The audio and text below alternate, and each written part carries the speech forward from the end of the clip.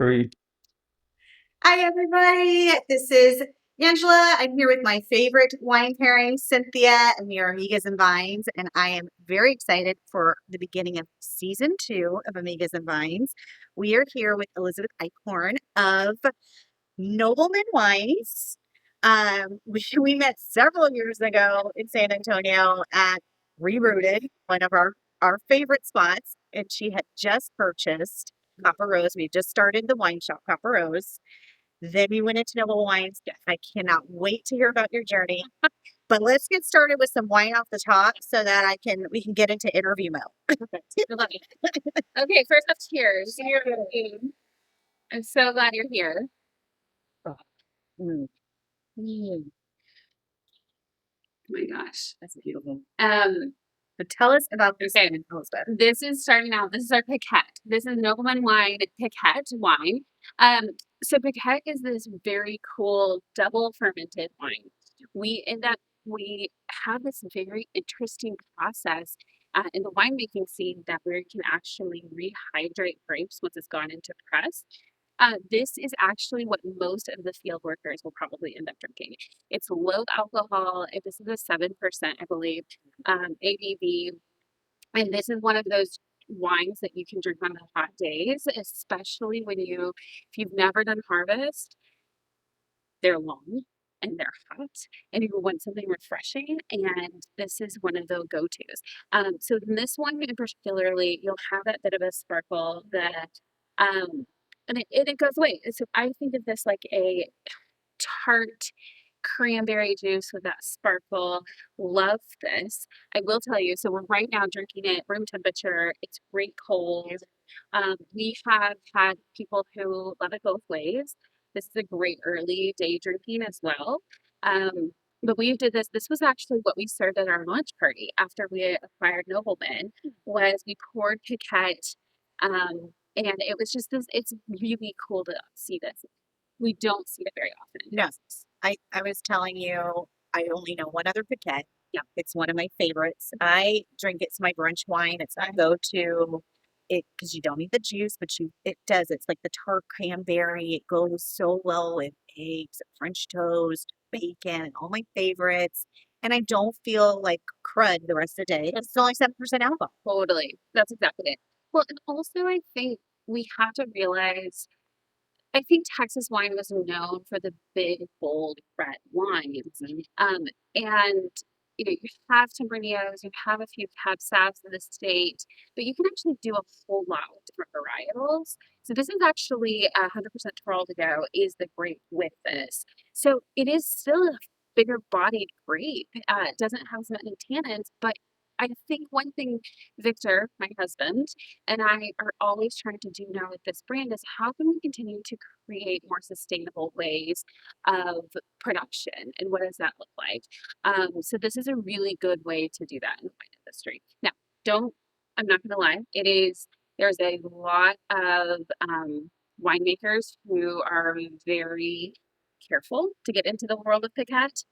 It's very tricky. It takes a little bit more time to process. And, as you are both aware, I would assume in Texas wine, there's not actually a ton of sparkling wines here. You have Elisa Jones, who is fantastic and one of my go-to women in this space that I will just call and cry and ask, why are we doing this sometimes? What's happening? But she has taught me a great deal. But, she has she's really pushed Texas forward in the sparkly space. And I think for us, what we're also realizing is how can we do that without it being a full sparkle? How can Piquette be in that? And Piquette is the style. It's not quite flat. It's not quite bubblesy. It's beautiful. Thank you. It really is beautiful. We're really excited about this. And then the other thing that you touched on is because we own a winery, so Noblemen Wines is the winery, and we're sitting in our retail place, which is Copper Rose Wine. We have people from all over the world. And as you can see behind us, this is different varietals from across the globe. And we've had actually a handful of people from France who will come in and visit looking for a Piquette style and then told like, oh, the only one that they know of is here. Love that. Yeah.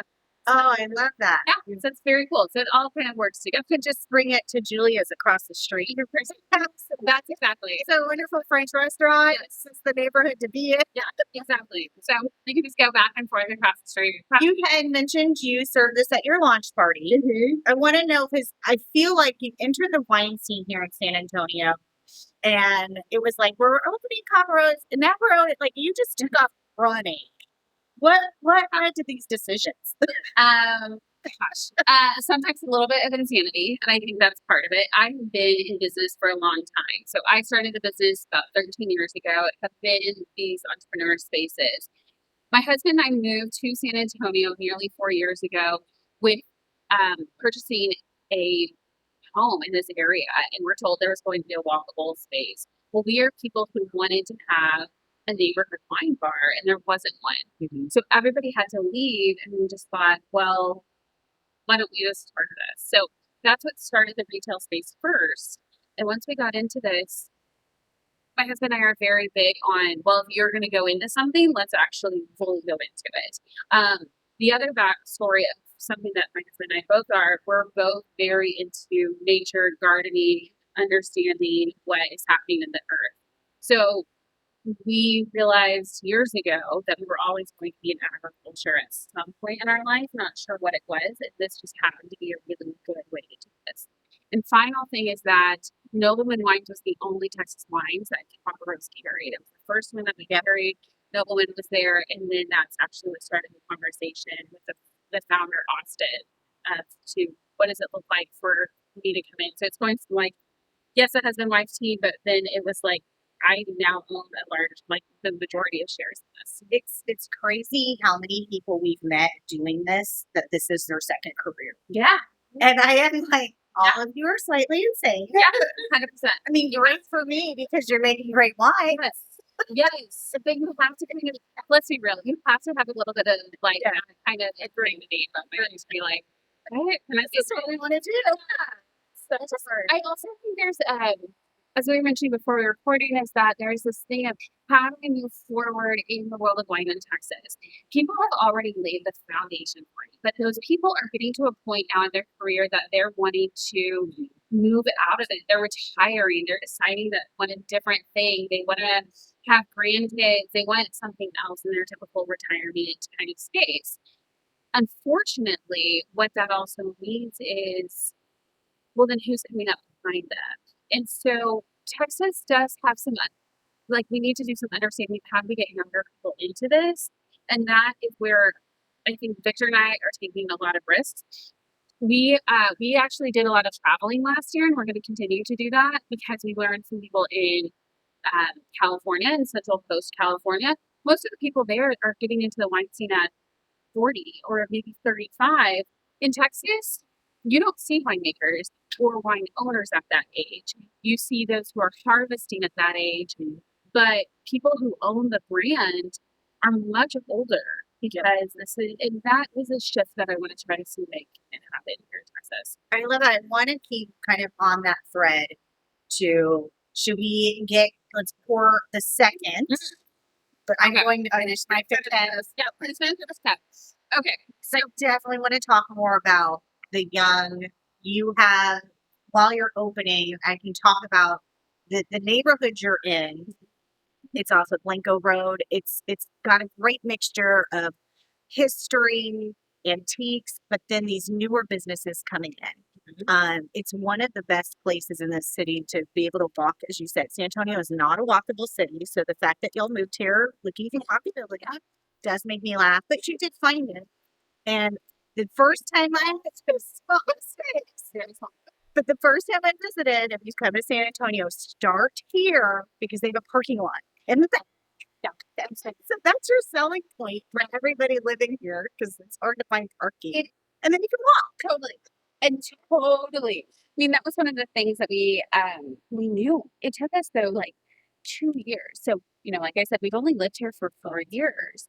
And I knew very quickly on that we wanted to have something that needed to have a parking lot, needed to be on Blanco, needed to hit kind of all of the boxes, and then have an outdoor space. No, the outdoor space is beautiful. And I think that goes to your nature. being a part, you use what was already here. The trees are beautiful. They give a nice shade. You added the bark for the flooring, not just the dirt, but yeah, it's a beautiful picnic area out there. So I love it. Playscape for the kids, the little free library, which I often donate to. I love it. And I was very excited. I came today. I was like, oh, my first batch of books are all gone. That's what you want. Okay, tell us about the wine, and then we'll talk about next generation. Okay, so this one is really fascinating to us. So this is our Noblemen Senso. This is 100% Senso, and this happened to win the Vintners Cup. So yes, so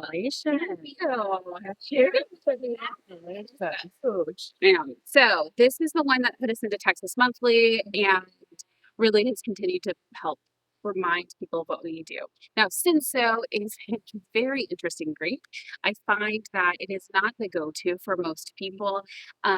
We have a friend who has a South African wine bar now here in San Antonio. So we actually compare Sensos. We also did a Senso, I think you were there, the Senso tasting here. And we did like a big Senso around the world. And Senso is wild. This is one of my husband's favorites. I find it bizarre and strange and all at the same time. That's what wine is supposed to be. I think that's why it's his favorite. Yeah. And one of mine. 100%. What do you see? Okay, so you It's a lot of mouths, right? Beautiful. you've done the Sensos around the world. What do you find different about the Texas Senso? It's very cool. So this is what I mean. Like I wish that I could I could open up a couple of the other stuff. Where Texas wine, and I think with this and so that is going, is actually more of a um it has a very global kind of understanding where it is not a very traditional. I don't think that this is one of those like, let me sit down with a steak and here's this red wine. You can't do this. However, if you could chill it if you wanted to have a little bit of coolness to it. You could bring it down. You could have this on a warm day. You could also just drink it with friends by itself. And one of the things about this is this has this a little bit more fermentation pieces to it, and it has this brightness at the same time. So that fuller body that you're used to with Texas wine, you don't get that here. Well, it's interesting because it does have like a velvety feel on the tongue, but to your point, it's not a heavy tannic drying you out either. So it's a little unsettling at first. You're like, what's going on? Right. Well, and that's what Nobleman is known for. We do medium bodied red wines with low tannins, 100% through that. You're not gonna see, you'll see some bolder wines, our Alicante Boucher, even our Terraldia that we'll try today. They are bolder, but they're not higher in tannins necessarily. Yeah. I think that's a big misconception about Texas wines. And to your point, what you were saying earlier is that is what we used to have.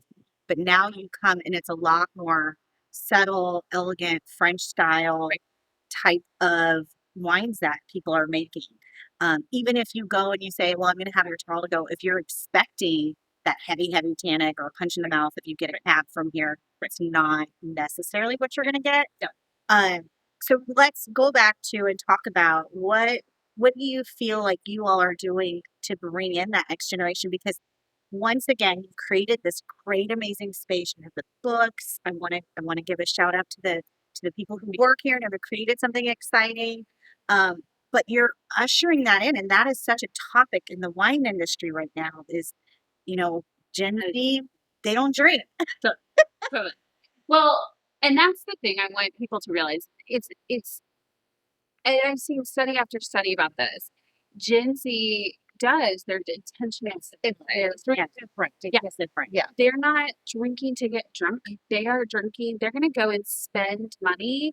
Well, let's face it. Alcohol is not cheap. No. And good alcohol is definitely not cheap. So if you don't make the income to afford this, well, of course we're going to get one bottle to split between 4 people versus let me get 5 bottles and everybody gets their own thing. Generation is also leaning more into lots of different kind of either, and I know that Texas has kind of pushed against this, but more natty varietals. That has been a big push. We have Little Death here in San Antonio that has really helped the San Antonio scene understand that a bit better. But it's not even just with because it was in San Antonio. This is something that is low intervention wines is what people are actively looking for. Now, Texas has done a lot of low intervention wines. We have not marketed low intervention wine. We don't right there, when we walked in, the first thing I looked at was your wine by the glass. Gen Z do not want to commit to a bottle, but they will drink and try a multitude of wines by the glass. And so your wine by the glass program that I see just over there is huge. And I love that you can share that with everyone. And then there's something called like the staff pick, which is a surprise. So yeah, I see something. Oh, I see Chardonnay. I recognize Bordeaux. Oh, blend. Okay, I can commit to one of those And glasses. they always have a non-alcoholic option, which I love too. We do. So if you're doing dry January or there's just nights like I want a good glass of something that I have an interview in the morning. Right. Right. Exactly. So shout out on the podcast program because it's a commitment to do a bottle. And sometimes when it's just the two of us, we are out and we want to try different things. I love that. Well, and what I think, and what you mentioned with the staff pick, is that our staff is fantastic, but we have a different people, like very different flavor, different palates. And so whoever the staff is working that night is going to go, you never know. It is a surprise. And so you may have, so our general manager, Anna, who is the one who helped us create the wine program and leads everything that we do most of the time in Copper Rose. She and I met really because she was at Little Death, and so she had this more low intervention palate. And so, but when we looked at San Antonio as a whole, that is not what San Antonio is drinking. San Antonio is looking for, we want to know the names of the grapes and the varietals, which is Texas wine does not have grape varietals that are very common, so we got to talk about that. And then they also are. We also had to see like the price point. The reality is, San Antonio wanted to have cheap, easy access alcohol. And how do we push them into? Okay, let's start with that and get you continued. But your bottle prices are really good. Thank you. I mean, you can. It's actually more affordable to get a bottle and split it with your friends. You can do it. Yeah, and you can take the rest home.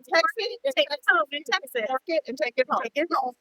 But I think there's also in this generation, which I don't, a lot of us saw coming, and as a mom of two young kids, I'm very excited about, there's a pushback against being on your phone and social media, and you've created that space to give where you can split a bottle for an hour to 2 hours and just talk and have a face-to-face conversation. Like you can go outside and read a book from the little free library. I mean, or people watch because once again, you've got a great neighborhood where you just watch the go down. And there, it is always fun. You never know what you're going to see here sometimes. And I think that's the beauty of this. And so when we moved back to Texas, I'm from here. I had lived in a space for 12 years that had a lot of culture and variety that all lived in one space. And we first moved to North Texas and we moved back to Texas. And I didn't see that as often. And so then when we said San Antonio was it. So yes, I talked about the walkability. It actually was the diversity that I was used to. We have huge diversity here. And I love that. So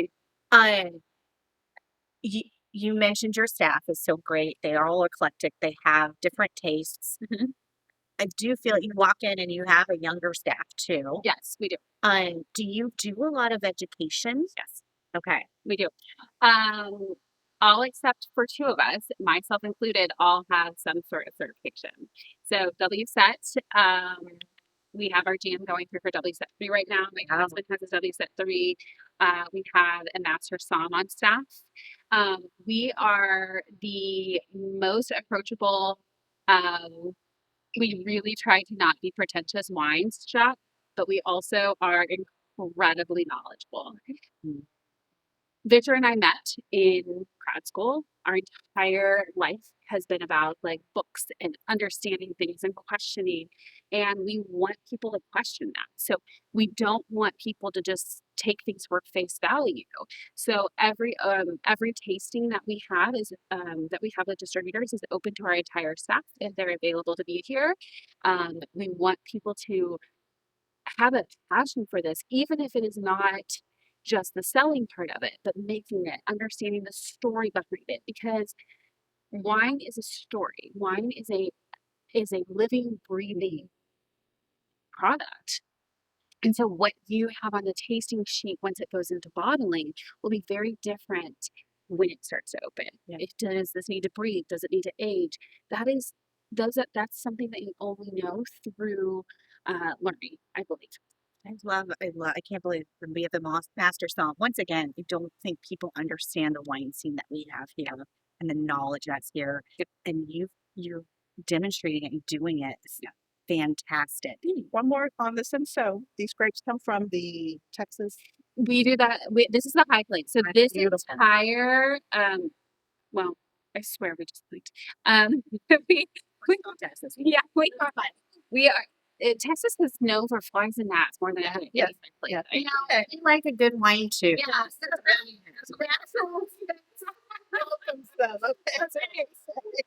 And so everything from this particular lineup is going to be from the Texas High Plains. Okay. We Noblemen has always known for that. I will tell you, just you can be the first to know. We our fall is all going to be from the Hill Country. Okay, we got to talk about that. But let's pour the next the month. We're not going to say what it is. I'm very excited. Okay, so I am going to talk about this, and the reason we did it this direction. So you can start to shift and see the differences between when we started to we acquired the brand and the differences we started to do, and we started doing slight differences. We also know that people have a very hard time with change. Yes. So we don't want to shift everything automatically. The N is synonymous with who we are. We don't want to lose that. We want people to understand this beauty of, we're in the Hill Country. Hill Country has a huge German perspective, which is the nobleman piece of it.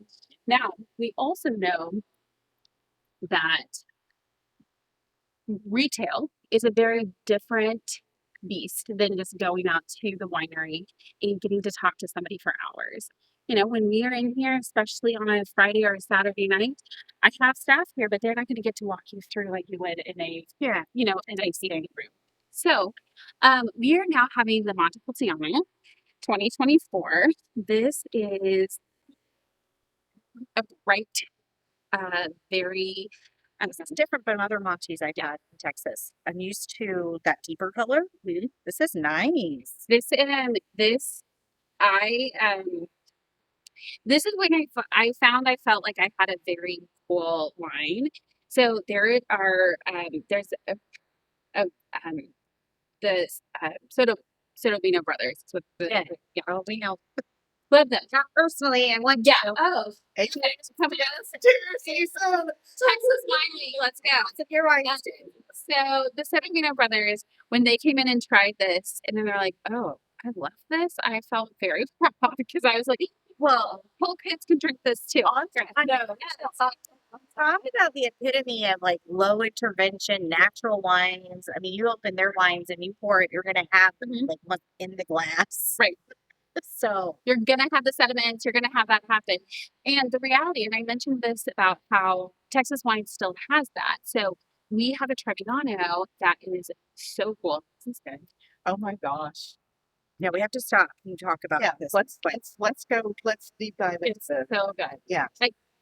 It's deeper in flavor than you think. Yeah. So, Why are you confusing me? yeah. Well, and this is the thing that we love. So when we sat with our winemaker is John Rivenberg. We sat with John and we love since we worked with him. So we worked with John and Meredith. And so it's been really cool to sit with them and go through some of these incredible kind of moments of where do we see things going? How can we pull it now and earlier than later? And that's kind of what we were able to do because because we had a retail first, we were able to see what people were purchasing. We were seeing what people wanted. It does help from a market research perspective versus us thinking about what is it that we want as winemakers. We need to go to the people, understand what people are drinking. Like so many of our winemakers, they will say, and I get it because in the end of the day, you're the one drinking it. Right. So it's well, I make what I want to drink. What else see from the consumers that makes you go, okay, when we start with Nobleman, this is kind of what we're going to do different that we're going to bring to this brand for Austin because he does have his history. Totally. How did that work, bringing in your marketing, your expertise, and what you were learning from the job? Absolutely. So very first thing was adding different colors. So Nobleman had a very muted kind of palette. This wanted to talk about the nobleman, this royalty, Stoic. very, very, Yes. and have this kind of navies and deeper, richer colors. When we took over, we knew that we needed something to leave it top. So first and foremost is the colors that you'll start to see on the packaging. So for instance, this one is like bright blue, and we got a call from um, John's other right fan. Her name is Meredith, and they were surprised, like, who is this? Like, what is happening? Did I get the colors? What is going on? I'm like, yep, we did it. We're going bright. But it's like the end is familiar. Yeah. The end is there. We see it, but everything else is just a little tweak. Absolutely. So this is actually what we got to pour at Texom was the Monty. The Monty, it just stands out. So we changed the colors. We also shifted the corks. We love the like older French red, oh, beautiful corks. And at the same time, we need to reduce cost in Texas. You just have to think about how do we start reducing that. And so we have to every single time thing matters. So labels to corks, and so we also went from and we'll do it on different bottles, but we no longer do the wrap on every single one of them. You don't need. On our higher price, our Leo Libra, Megan will definitely lay it down that space, but the drinking wine that you're ready for a daily thing, that you don't need it. Please never wax. Okay, no, this is so good. We're actually in conversation about this right now. Elegant. So I take it home and I'm like, It's the same. Just the you do it the same. that's what everybody tells You me. do it the same. I will say, I will tell you, and having a retail shop when you have wax. Now, typical wax is right on the I front. want to grab that bottle. It does. It's so good. So it's just like, let me grab this. Now, if you're behind the bar and you're having to do this, oh, it's a pain. And there's one company that has this beautiful wax, but it drips down. It's And can I want so many bottles because wax will get inside of it and like, God. Okay, so think about the customer and who is buying this on the retail shelf just as much as who is doing it in the fitting room and tasting room. I mean, it is pretty, but I like when it doesn't have anything for me. I just see. Right, I'm ready for that. I mean, I just figured out the waiter's corkscrew. So This one, Yeah. we actually have everyone go through kind of this Yeah. like you have to train with it. Everybody uses it, puts it in their back like or once you get it, it's like, oh, totally. why? But as you will see, like I will stand up to do it because I can never like and utilize that. But seriously, good. Yeah.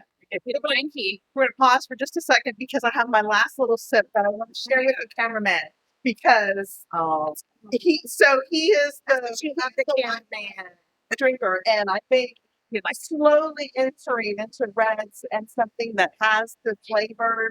Yeah, it's beautiful. Well, you asked the question about like Mhm. approachability is what my husband and I really want. How do we do that? Yeah, it's good, right? So good. So we love this. And you also asked the question about what is next for us too. Yeah. What are we seeing that Nobleman was missing? Well, white wine.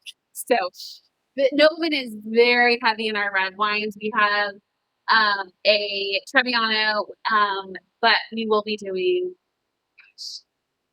I'm gonna tell you this now because we'll be doing we're releasing a pit pool. We're releasing it. And so it's okay. We'll be back. Next week, I love a good pick pool. That's what I was gonna say. I go white pick pool here is, and I think it fits you all and your brand so much because it's got that sting, that brightness. Yeah. I'm so glad you changed the color for this one because I don't think of this as a muted wine. Yeah. This is a bright, beautiful Montepulciano. And I love a good, strong Monte. This is so different. That matches this so much better than like a gray. Exactly. Yeah, absolutely. Well, and that's that. You're right on. Is that colors matter. And so when we are thinking of food and wine in any sort of drink, it should be a full on experience. So, when we are absolutely well, right? Like, what is it that, like, when you're actually tasting wine? So, okay, you just see the nose on it and you swirl or you look at it to see okay, kind of like what's the clarity of this? What are the legs on it? All of that helps inform the taste of it. So your entire body is getting the experience versus just like, let me get drunk. That's not what wine is. No. It's an experience. And I think that's why we need the next generation drinking wine, because that's not their thing, isn't like you said, we're not drinking to get drunk. We're not going to bourbon to have hurricanes. I just came from New Orleans. Oh, it's like, Hurricanes and hand grenades. We're here to talk and have just community and sessions and meet people. I've met so many people just, oh, you like this wine? Let's talk about it. And it just unifies. it does. Well, and that's why I say, you have coffee, tea, wine. I see that those are the three specific drinks that will shift and change based on the agriculture and everything else around it. Wheat and corn don't really change very much. And so when we're shifting the way things are produced and the grape growing, and it's why viticulture is taught in schools because there's so much behind it. It's beautiful. Let's Okay. go to the Terrell to go, and then we've got to talk about what you're doing with the labels on the back as well. Because this is another big discussion here in Texas is having the transparency. Because everybody loves to say Texas wines don't come from Texas grapes, Right. which some of them don't, but many do now, and that's starting to change. We have legislature, the law. Yes, the law. And so I love how transparent you are. And I also think that's part of appealing to the next generation is the transparency that we offer. I'm in recruiting and the transparency you have to have on job postings now is insane. So love that you're doing it with your wines. Thank you. Well, that's exactly it. Is that so? We're going to do the 2024 Trawl Go. So we did go in order of lightest to heaviest today. This is my favorite that we did last year. And I think as I dribble, it's one of those my favorites where you're like, I promise I pour wine. No, it's for the now. Yeah, it's all good. I know. So Color. Oh, it's so dark compared to the Montepulciano. I know. Like, wow. I already feel like I'm gonna have some black cherry on my tongue. Oh. Oh, you've got such a beautiful earthy It's a pinkiness to it. Okay.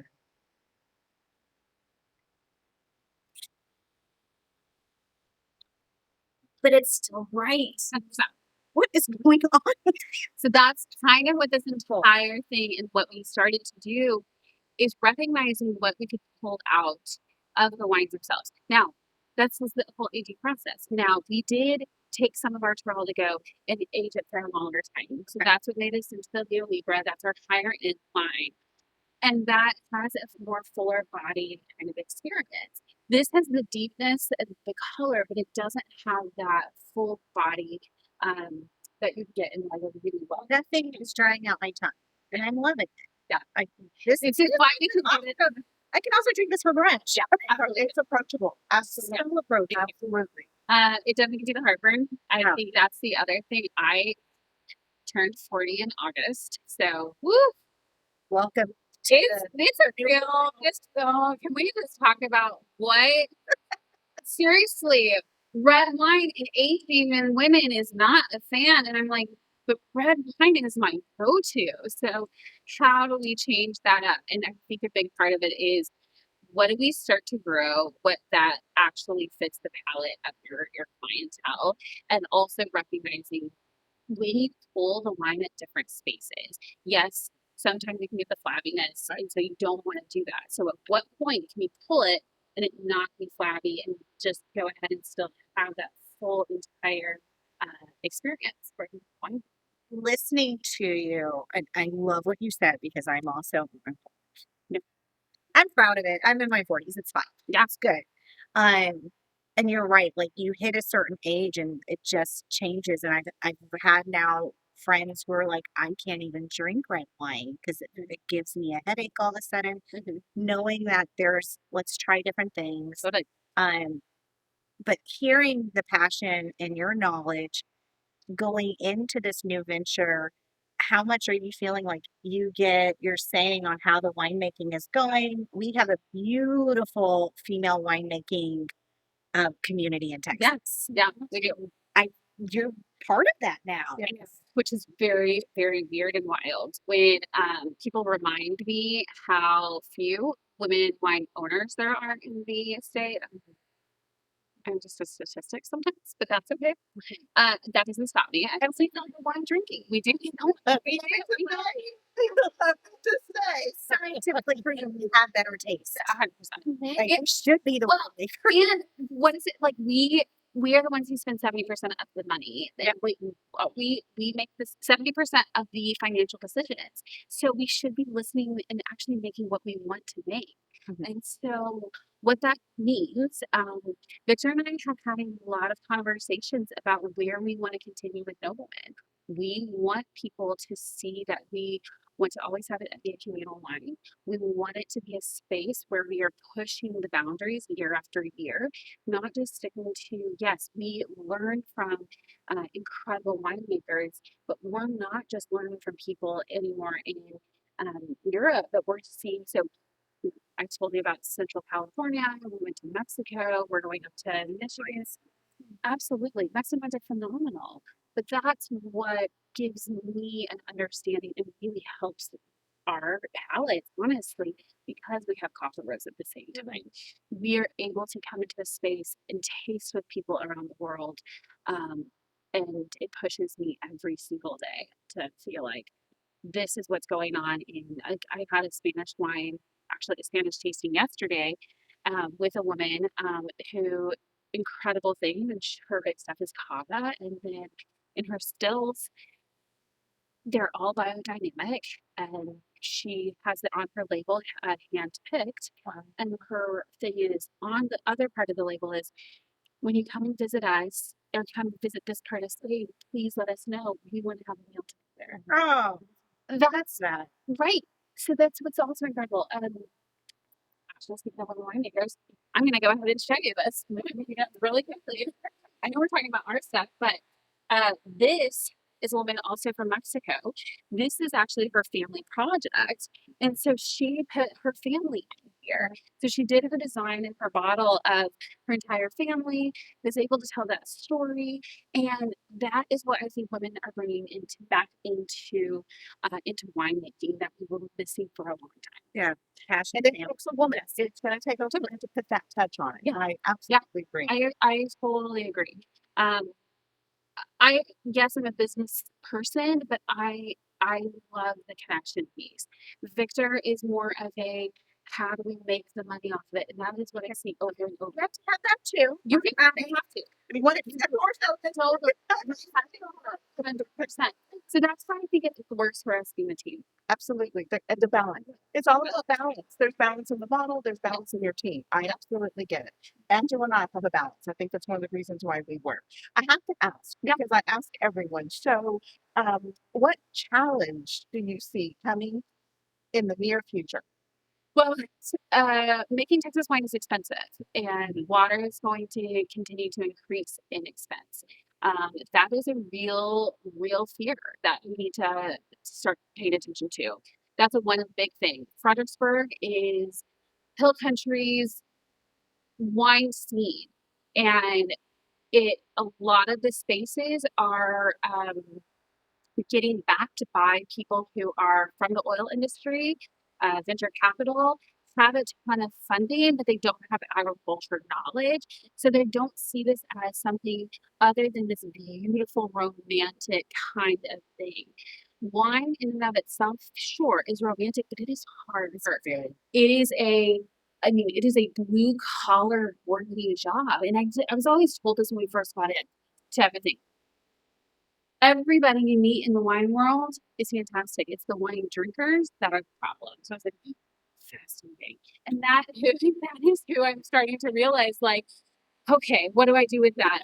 And but you need both. You need to not have a space that just feeds those who are um able to drink wine, and you also need to we need to work on creating spaces for approachability for people of a younger generation and a different socioeconomic space. Well, because it's scary when you first Totally. get into it and you can't even pronounce Giraldigo. Oh, And absolutely. you mentioned it. Texas has so many unique grapes. Senso, Giraldigo, Montepulciano, Mourvèdre.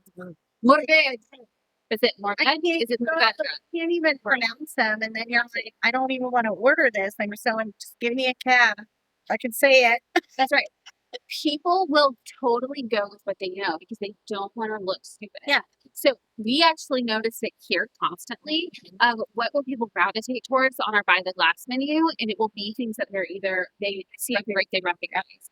And so our encouragement is, oh my gosh, you like the Pinot Grigio?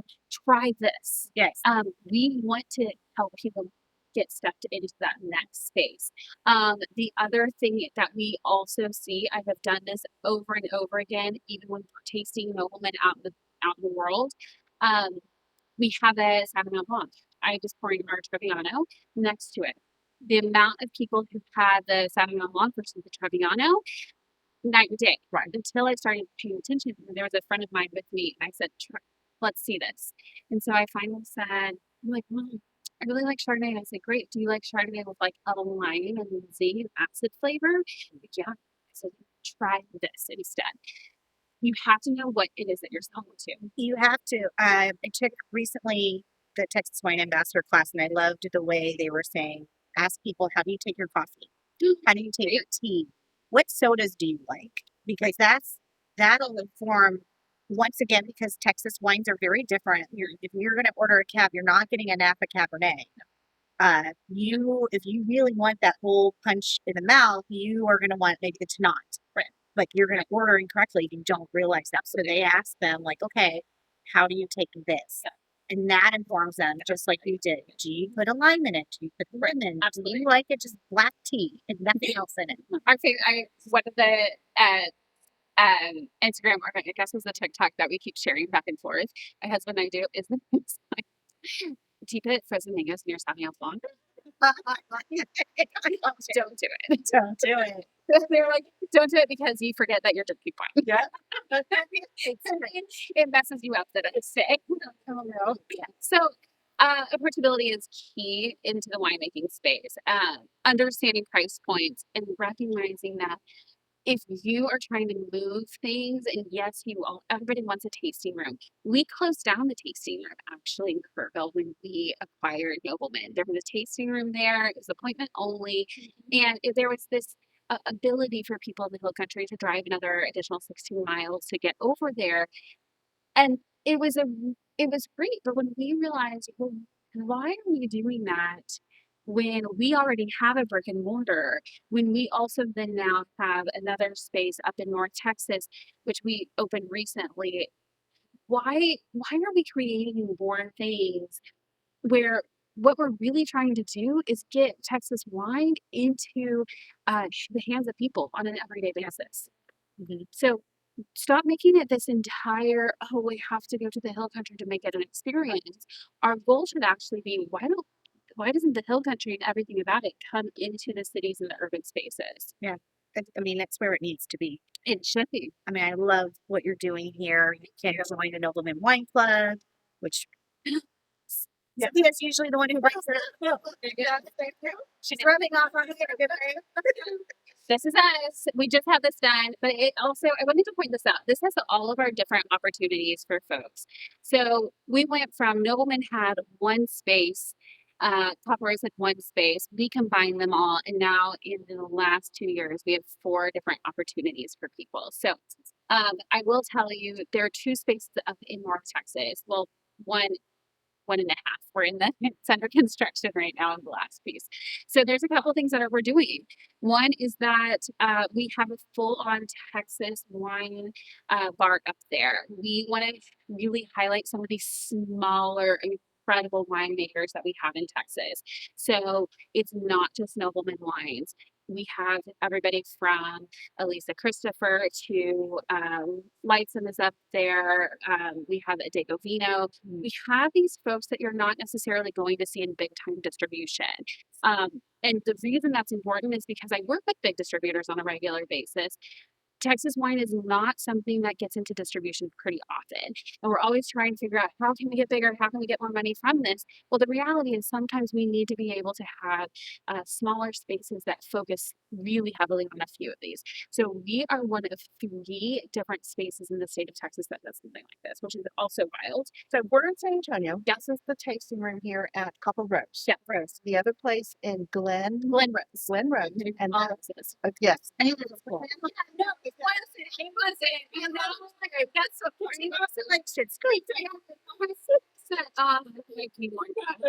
Absolutely. Absolutely. Yeah. Very confusing. Yeah. This third space that is coming, where's location wise? Yeah, so it's actually right behind it. So it's a membership lounge, and what we're doing is going to have it strictly members, and it'll have wine lockers, and it'll be available for members only for 24 hours a day. So that's up in okay. And Glen Rose is beautiful. It's It a is beautiful space. Really, I can't wait to get up there to go see your space there. Yeah. It's gorgeous. Thank you. We're excited. We call it like a little wine saloon. It's a very no way Texas wine. I'm excited. Yeah, it's very cool. This is so fun. It is fun. Do we even have time for our tasting? I know. It's a I want to bring my word. I know. It's just we get into these conversations. That's that is what wine does. So go with that. Go with wherever. Right. Watch our shorts and then clean your house and watch the film. Yeah. Yes, you'll get it. But we always do our mystery tasting with the wine. I should have asked. Now I know. Always ask if you have allergies. So we're going to try it. It's right behind you. You want to grab it? Okay, so we're back. We are at Noblemen Wine in San Antonio. We're in the Beacon Hill area, and our surprise pairing, Angela brought the Crunch and Munch. And just something fun, something that we can always pick up. We find it, we recognize it, and why not pair it with some Noblemen wine? Yeah. So I have the rosé in my glass to pair with the Crunch and Munch. And look, I've got the Montepulciano. We're going to see. All right. I think it's going to be delicious. Yes, let's go. Oh, well. I'm allergic to corn. This is why I'm not doing this. Always ask. Yeah, just in case. It's so buttery. I know. Did you ever get the bitter component with it? That's my only hesitation. It does, but it cuts through a lot of the sweetness, Okay, which cool. I like because I Good. don't do a lot of them. I can't do very sweet. Yeah, I'm a dark chocolate kind of gal. Yeah. So that really kind of balances it out. Cool. I love this. So I would imagine like the rosé. What does the rosé do? Does it highlight? It right? highlights. It brightens up. It Cool. brought it to life. It really did. I love it. Yeah, the caramel, the brown sugar, and then those butter notes, the peanut. Yeah, they really lifted it up. I like that. So okay, so we were able to cut through lactic acid with yes. We were able to then enhance kind of the butter flavor with that piece. And that's kind of that's the science in wine and food pairing is understanding what the common component is and where are you wanting the flavor to go. Spicy, like we just mentioned, it's really hard for a lot of people. So I'm going to be very excited to try your pickle with very good spicy Mexican or Thai food. it's going to be great. I'm so excited about it. We got our sample 2 weeks ago, and so Now that hill country or yep, that was no, sorry, that one is still High Plains, and then it's the fall. Our fall release will be Hill Country. Funny thing about the pickle, so we brought it back into Glenrose. My mother lives in that area, and there was a family dinner. Victor and I had left this unlabeled bottle in my mom's refrigerator. We had both had just a small little sampling, and we got back and it was all gone because my family loves it. So it's family approved. So we just Love it. Yeah, it's great. Yeah. Never leave a bottle unlabeled. That is what we learned. We're like, oh, It's be gone. yeah. Like, well, I guess there's Yes, I love it. know that. Exactly. I do want us to finish out because it was open and we've done all single varietals. But you have a blend. We do have a blend. So Do you prefer doing blends or do you prefer really working with single grapes? I prefer, well, I love the single varietals because I like having something that's really pure. I also love, as I mentioned with the pick pool, I'm very big into sustainability. So there are things that need to happen. Blends need to happen because we may not be able to meet an entire case or palette of wines. So we need to be able to kind of create something depending on, I mean, Texas weather is wild. So we need to think about what we're doing with that. So I always like to say you start off with the idea of growing this. Now, how do you pivot that? And so I think the blend is really cool. So let's go ahead and finish with Move this rosé because this was win-win right here with the crunch and munch. I love it. Love it. Win-win. All right. So red blend. This is a very full bodied. It has a bit of carignan in it. I mean, look at that color again. But now I know that you like to fool me. Oh, 100%. So let's see. 100%. This is actually by the glass right now at Copper Rose. Oh. What are you getting on the nose? There's a little bit of floor. That's going to be there. Okay, so I get some of that tart cranberry. That bright, it's bright. That bright red fruit. I do. Oh, and then yeah, there is something floral. Lavender or what do you? This is your most tannic. 100%. You're finally drying out my tongue Yep, a little bit. That's Wow. exactly it. So this is kind of the one when we were talking about, okay, what are the four to highlight? Like we're gonna stick with the brightness based on time, all of those in the day, but this definitely is that your kind of quintessential red wine. Love it. But I love Beautiful. that you have the range. Yeah. Yeah. For any wine drinker, you may find, even if you don't have a bunch of whites yet, Right. as we now know, you got the rosé. You can also do the Montepulciano. The Piquette is incredible. The Piquette is only $20 a bottle. Like that. That's why it's Super approachable. I won't be bringing it up. So Yes. we love that. Yes, for sure. So, And so next week, folks can come in and try the pick pool, right? And I'll be here. what about your hours? So we are every single day. We're at Copper Rose Wine. We are here noon to 10.